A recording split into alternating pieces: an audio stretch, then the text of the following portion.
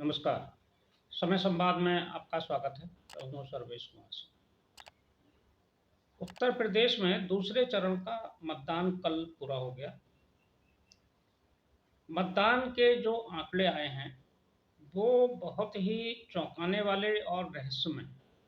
चौंकाने वाले इसलिए कि मतदान का प्रतिशत घट गया है, और रहस्यमय इसलिए कि जो मतदान का प्रतिशत घटा है, वो किसके मतों का घटा है, कौन से गठबंधन के वोट कम हुए हैं, और इसका फायदा किसे होगा, सत्तारूढ़ गठबंधन को होगा या विपक्ष की गठबंधन को होगा। ये रहस्य की बात है।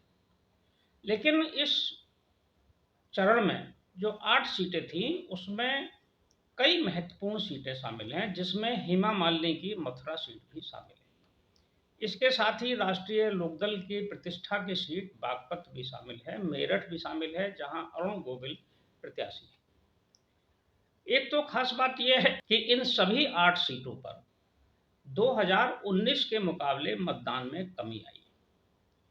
कल का जो मतदान है, उसका औसत 54.84% है, 54.85% है। यानी कि जो पिछला चुनाव था, उससे काफी कम है। और सबसे खास बात यह है कि सबसे ज्यादा चुनाव में जो मतदान हुआ है कल, वो हुआ है अमरोहा में। अमरोहा में 60% से ज़्यादा मतदान हुआ है। हालांकि वहाँ का जो मतदान है, वो पिछले लोकसभा चुनाव 2019 से यहाँ भी कम है, लेकिन इन 8 सीटों में सबसे ज़्यादा है। अमरोहा का जो मतदान का प्रतिशत है, वो 64.54% है, जबकि पिछले चुनाव में 71.5% था। सबसे ज़्यादा चुनाव में मतदान अमरोहा में हुआ, लेकिन सबसे कम जो हुआ वो मथुरा सीट पर हुआ, जहां मथुरा में हेमा मालिनी प्रत्याशी हैं। हेमा मालिनी एक चर्चित अभिनेत्री हैं और उनका बहुत नाम है। उनके सीट पर मतदान का कम होना ये बहुत ही आश्चर्य की बात है। यहाँ मतदान जो हुआ है, वो हुआ है 49.29%, जबकि पिछले चुनाव में 61.68%, 61.8%, 08% मतदान हुआ था। मथुरा में जो मतदान के प्रतिशत का अंतर है इस बार पिछले से, वो लगभग 11.5% है। यानी कि 11% से अधिक मतदाता मतदान करने नहीं आए। अब मथुरा, जो कि गठबंधन के साथ चुनाव हो रहा है, पहले यहाँ जयंत चौधरी प्रत्याशी रह चुके हैं, जाटों के प्रभाव की सीट है, और इस सीट पर मतदान बढ़ाने के लिए और अपील करने के लिए जयंत चौधरी खुद गए थे। और मथुरा को ये माना जा रहा था कि मथुरा में हेमा मालिनी को बम्पर वोट मिलेंगे। वोट तो कितने मिले हैं ये तो चुनाव के बाद ही पता चलेगा, हार जीत भी बाद में ही मालूम होगी। लेकिन जो मतदान का कम होना है, ये जरूर सत्तारूढ़ दल के लिए चिंता की बात हो सकती है।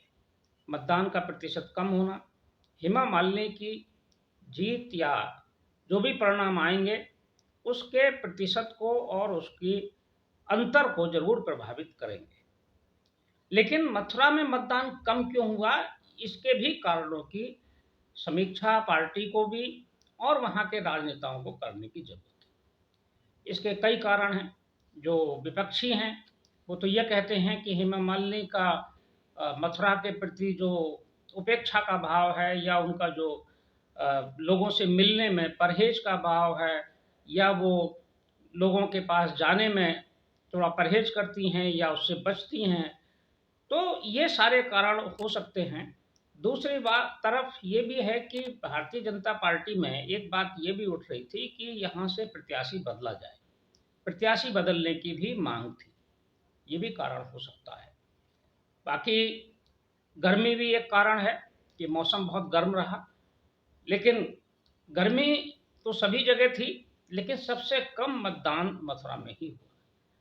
मतदान कम होने का कारण ये भी हो सकता है कि जो विपक्षी गठबंधन का प्रत्याशी हो सकता है उनकी तरफ से भी प्रयास कम हुआ हो, और बहुजन समाज पार्टी ने यहाँ प्रत्याशी बदला, ये भी एक कारण हो सकता है। कुल मिलाकर जो तीनों प्रत्याशी थे, उनके प्रति कोई बहुत ज़्यादा उत्साह नज़र नहीं आया। यही कारण रहा होगा कि मतदान का प्रतिशत घटा है। लेकिन ये चिंता की बात ज़रूर है, इसकी समीक्षा होनी चाहिए, पार्टी स्तर पर भी होनी चाहिए कि इतने प्रयास होने के बाद भी, और धार्मिक नगरी होने के बाद भी, धर्म की नगरी है मथुरा वृंदावन, और उस क्षेत्र में मतदाता का कम निकलना एक रहस्य की बात है, चिंता की बात भी हो सकती है, खास तौर से भारतीय जनता पार्टी के लिए। अब आते हैं बागपत में। बागपत में भी मतदान का प्रतिशत कम हुआ है, घटा है। बागपत के लिए बहुत प्रयास हुआ। जयंत चौधरी ने कई सभाएं की इस क्षेत्र में, प्रधानमंत्री मोदी से लेकर, और योगी आदित्यनाथ ने कई सभाएं की। यहाँ की जो कमान थी इस प्रत्याशी को जिताने की, राजकुमार सांगवान को, ये जयंत चौधरी की पत्नी चारू चौधरी के हाथ में थी। उन्होंने भी भावनात्मक अपील की, उन्होंने चौधरी चरण सिंह का हवाला दिया, अपना भाषण, उन्होंने ओजस्वी भाषण भी दिया, और उन्होंने कहा कि चौधरी चरण सिंह को सम्मान देने का काम भारतीय जनता पार्टी ने किया है। राष्ट्रपति ने उनको सम्मान दिया, भारत रत्न दिया है। अब बारी इस क्षेत्र की जनता की है, किसानों की है। वो धर्म से ऊपर उठकर, जाति से ऊपर उठकर चौधरी चरण सिंह के सम्मान में मतदान करें, ये भावुक अपील उन्होंने की थी अभी कुछ दिन पहले। लेकिन यहाँ मतदान का प्रतिशत नहीं बढ़ पाया। जब पिछले चुनाव में जहाँ यहाँ डॉक्टर सत्यपाल सिंह भारतीय जनता पार्टी के प्रत्याशी थे, और गठबंधन की तरफ से, विपक्षी गठबंधन की तरफ से जयंत चौधरी प्रत्याशी थे, तो यहाँ का जो मतदान का प्रतिशत था बागपत का, पिछले चुनाव में 64.68% था, जो इस बार 54.63% रह गया। यानी कि लगभग 10% मतदान बागपत में भी कम हुआ। बागपत में भी उत्साह में कमी देखी गई। इसकी वजह क्या है, ये भी एक समीक्षा का विषय है। क्या गठबंधन को सहज रूप से स्वीकार नहीं किया मतदाताओं ने, या प्रत्याशियों की ओर से उतना प्रयास नहीं हुआ समझाने का? ये गठबंधन की सीट थी, भारतीय जनता पार्टी का प्रत्याशी यहाँ नहीं था, राष्ट्रीय लोकदल का प्रत्याशी है। क्या मतदाताओं को समझाने में विफलता रही, या जो भी कारण रहा हो, विपक्षी प्रत्याशी की तरफ से भी कोई प्रयास में हो सकता है कमी रही हो, इसलिए लोगों में उत्साह कम हुआ। लेकिन कुल मिलाकर ये जो बागपत, एक तरह से लोग यहाँ जुनून में वोट देते थे, चौधरी चरण सिंह के नाम पर, चौधरी अजीत सिंह के नाम पर, किसान के नाम पर, गन्ना के नाम पर, यहाँ कई जो है फैक्टर काम करते हैं। योगी आदित्यनाथ यहाँ आए और उन्होंने कानून व्यवस्था का मुद्दा, और कानून व्यवस्था पर भी उन्होंने अपनी बात रखी। उत्तर प्रदेश की सुदृढ़ कानून व्यवस्था का भी उन्होंने जिक्र किया यहाँ। लेकिन मतदान का प्रतिशत नहीं बढ़ा है, ये भी एक महत्वपूर्ण विषय है।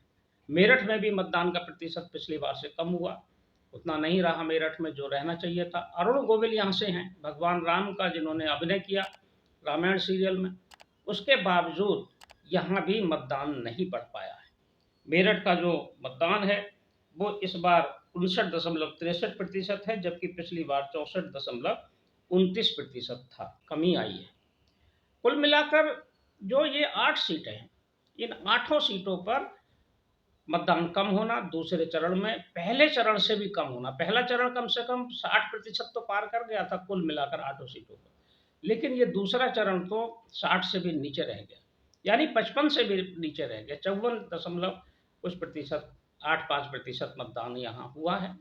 ये ट्रेंड अगर आगे बढ़ा तो ये एक महत्वपूर्ण बात होगी, और ये राजनीतिक दलों के चेहरे पर ये शिकन भी ला सकती है, तनाव भी बढ़ा सकती है, क्योंकि पहले चरण का मतदान और फिर दूसरे चरण में फिर मतदान की कमी, ये एक बहुत महत्वपूर्ण बात है। ये क्या ट्रेंड चल रहा है, मतदाता के मन में क्या है, ये कोई नहीं जान सकता, लेकिन ये चिंताजनक जरूर है। मतदान बढ़ाने के लिए बहुत प्रयास हो रहे हैं, शासन प्रशासन की तरफ से भी प्रयास हुए, निर्वाचन आयोग की तरफ से भी प्रयास हुए, लेकिन राजनीतिक दल मतदान नहीं बढ़ा पा रहे। राजनीतिक दलों के प्रति क्यों जनता के मन में एक तरह का उपेक्षा का भाव, या निराशा का भाव, या विश्वास में कमी होती चली जा रही है, जिसकी वजह से जनता मतदान के में कोई उत्साह नहीं दिखा रही है। मतदान तो बढ़ना चाहिए था, पिछले चुनाव के मुकाबले ज़्यादा होना चाहिए था 19 के बजाय, लेकिन वो और घट गया है। लेकिन इनके जो राजनीतिक निहितार्थ हैं, किसको लाभ होगा? हालाँकि अ, इंडिया गठबंधन के नेता तो इससे बहुत उत्साहित हैं। वो तो ये कह रहे हैं कि जो मतदान प्रतिशत घटा है, वो भारतीय जनता पार्टी के मतदाताओं में, कार्यकर्ताओं में निराशा है, उनके समर्थकों में निराशा है, इसलिए मतदान घट गया है। लेकिन भारतीय जनता पार्टी तो ये कह रही है कि वो 8 सीटों पर स्वीप कर रही है, सारी सीटें बड़े अंतर से जीत रही है। देखते हैं, चुनाव परिणाम आने पर ही पता चलेगा। तब तक के लिए मैं सर्वेश कुमार सिंह आपसे विदा लेता हूँ। नमस्कार।